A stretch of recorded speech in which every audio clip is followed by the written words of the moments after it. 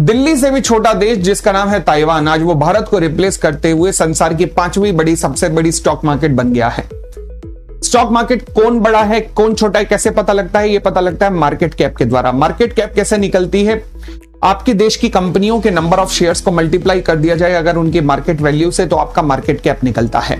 यानी कि यूएस के बाद चाइना, चाइना के बाद जापान, जापान के बाद हांगकांग, हांगकांग के बाद आज की डेट में अब ताइवान का नंबर है, और कुछ ही हफ्तों के बाद इसके बाद ताइवान के बाद साउथ कोरिया का नंबर आ जाएगा, यानी कि भारत 7वें नंबर पे आ जाएगा। अब रीजन क्या है कि हम क्यों पिछड़ रहे हैं और ये आगे दो पिद्दे पिद्दे से मुल्क आगे क्यों बढ़ रहे हैं? रीजन है कि इन्होंने आर्टिफिशियल इंटेलिजेंस और सेमीकंडक्टर में जिस तरीके की R&D की है, जिस तरीके की इन्वेस्टमेंट की है, उसका फ्रूट निकल के आना शुरू हो गया है। सेमीकंडक्टर के अंदर भारत सरकार ने DRDO के साथ मिलकर अभी इनिशिएटिव लास्ट ईयर शुरू किया है, तो जिसका रिजल्ट आने में काफी टाइम लगेगा।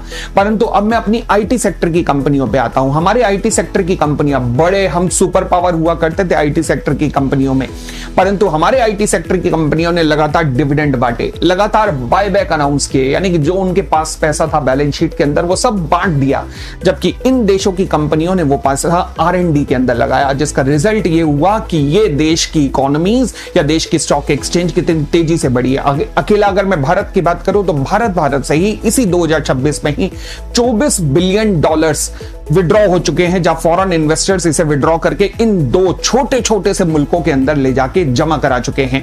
अगर अब भी हमारी IT कंपनियां ना जागी तो ये देश के लिए और हमारे IT सेक्टर के लिए सही नहीं होगा, क्योंकि मेरे हिसाब से ये जो IT सेक्टर की हमारी कंपनियां कर रही हैं लगातार डिविडेंड या बायबैक करना, ये सही स्ट्रेटेजी नहीं है, क्योंकि बहुत ही शॉर्ट टर्म की सोच को दर्शाता है। लॉन्ग टर्म के लिए देश हित के अंदर R&D पे पैसा लगाने की जरूरत है, इस तरीके से पैसा बांटने की जरूरत नहीं है।